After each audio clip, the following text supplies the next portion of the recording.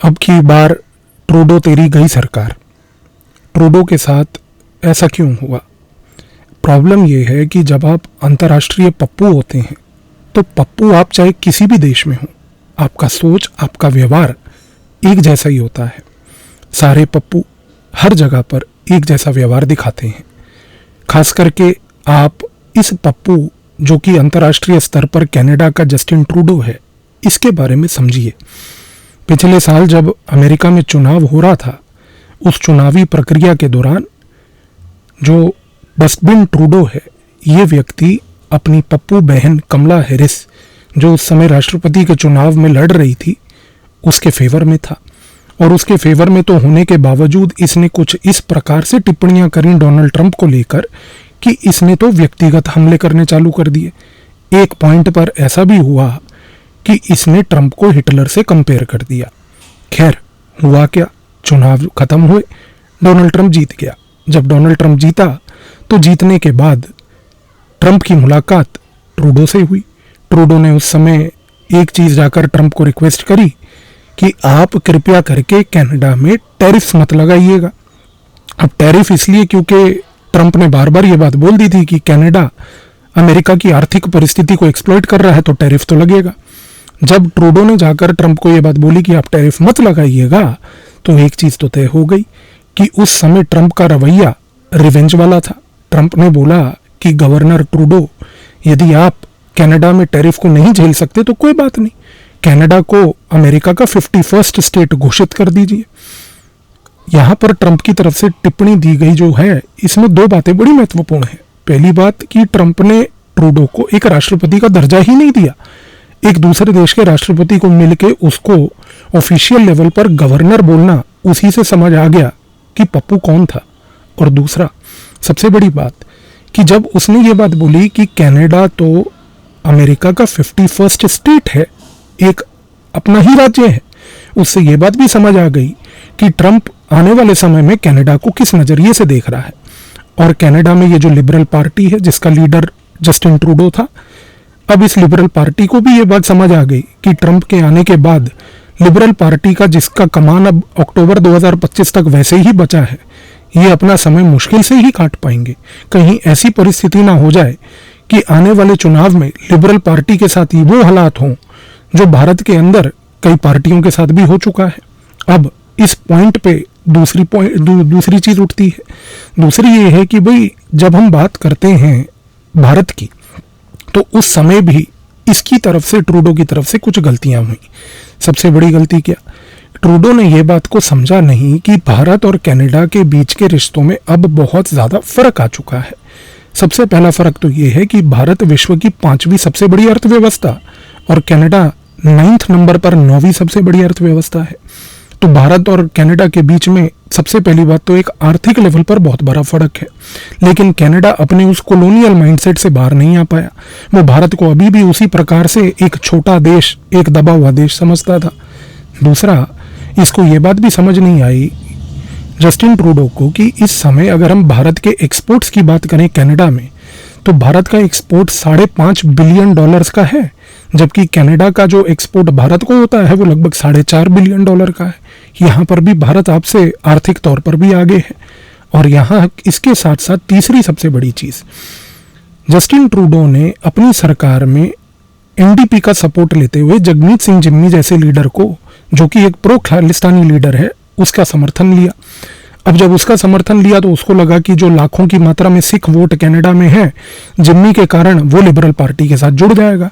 इस कॉन्टेक्स्ट में उसने भारत की पंजाब फॉल्ट लाइन को एक्सप्लॉइट किया। अब पंजाब फॉल्ट लाइन को एक्सप्लॉइट करने के लिए जस्टिन ट्रूडो ने 4 शक्तियों का सहारा लिया। ये 4 शक्तियां कौन सी हैं? सबसे पहली शक्ति है चीन।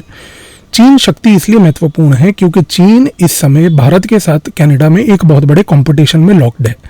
कंपटीशन इस बात का है कि चीन अपने स्टूडेंट्स को कनाडा भेजना चाहती है और भारत ऑलरेडी लाखों की मात्रा में स्टूडेंट्स की मात्रा वहां पर ऑलरेडी बना चुका है। तो चीन और भारत का एक कंपटीशन जो कनाडा में स्टूडेंट डायस्पोरा को लेके है, टॉप क्वालिटी एजुकेशन को लेके है, वहां पर चीन सबसे पहले तो भारत के साथ compete कर रहा है। और इस कॉन्टेक्स्ट में जस्टिन ट्रूडो ने चीन से समर्थन लिया भारत को अंडरकट करने के लिए। दूसरा, इस पूरे खेल में जो पहिया लगा वो था बेसिकली यहाँ पर सबसे महत्वपूर्ण जिहादियों का। जिहादियों का पहिया कुछ इस प्रकार से लगा कि ये जिहादी, यहाँ पर जो वहाबी जिहादी थे, इन्होंने पंजाब के अंदर खालिस्तान फॉल्ट लाइन को एक्सप्लॉइट किया। खालिस्तान फॉल्ट लाइन को कैसे एक्सप्लॉइट किया? सबसे पहले तो इन्होंने जॉर्ज सोरोस बैक्ड पूरी की पूरी जो इकोसिस्टम वहाँ पर चलती है, उस इकोसिस्टम के through Dhaliwal gang, Grewal gang का समर्थन लेते हुए पंजाब में एक वीज़ा रैकेट रन करा। पोएटिक जस्टिस फाउंडेशन के थ्रू ऐसे म्यूजिशियंस का समर्थन करके कुछ गाने बनवाए जिसमें वायलेंस का प्रमोशन हुआ। इसके साथ साथ भारत को नीचा दिखाना, भारत के झंडे का अपमान करना, तिरंगे का अपमान करना, इस प्रकार के सिंगरों को बढ़ावा दिया। और चौथा सबसे महत्वपूर्ण कि खालिस्तान फॉल्ट लाइन को बढ़ावा देने के लिए निज्जर जैसी स्टोरी को रचकर वॉशिंगटन पोस्ट का सहारा लेकर जॉर्ज सोरोस से फंडिंग लेकर इन्होंने एक पूरे के पूरे इकोसिस्टम के तहत भारत की अंतर्राष्ट्रीय छवि खराब करी। इन सब चीज़ों का खमियाजा क्या निकला? सबसे पहली बात, अमेरिका खुद इस बात को एक्सेप्ट कर बैठा कि भाई निज्जर को लेके कोई प्रूफ नहीं है, कोई एविडेंस नहीं है। दूसरा, आपके साथ मैंने एक वीडियो में पहले भी ये बात बोली थी कि निखिल गुप्ता वापस आ जाएगा, देख लीजिए आपके सामने रिजल्ट है। तीसरा, खालिस्तान की फॉल्ट लाइन को बढ़ावा देने से कनाडा को क्या मिला?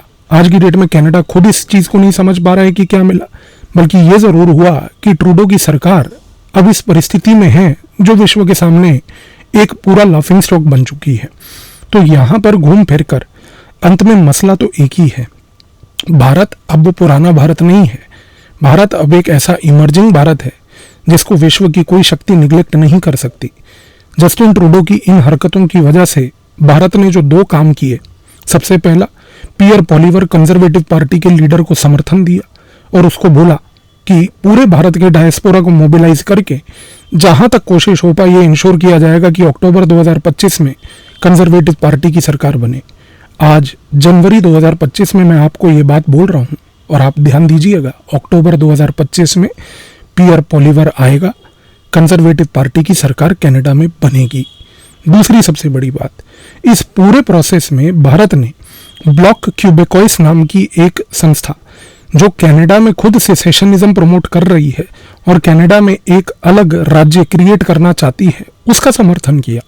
भारत ने ये चीज़ जाकर एक क्लियर कट तौर से जस्टिन ट्रूडो को बता दी कि देखिए, अगर आप हमारे यहाँ की फॉल्ट लाइन को नर्चर करके क्रिएट करेंगे, अब वो फॉल्ट लाइन चाहे खालिस्तान फॉल्ट लाइन हो, वो फॉल्ट लाइन चाहे वॉशिंगटन पोस्ट की फॉल्ट लाइन हो, वो चाहे जॉर्ज सोरोस बैक्ड इकोसिस्टम के तहत भारत की अंतर्राष्ट्रीय छवि को खराब करने की फॉल्ट लाइन हो, उसी कॉइन में रिस्पॉन्स आपको भी मिलेगा।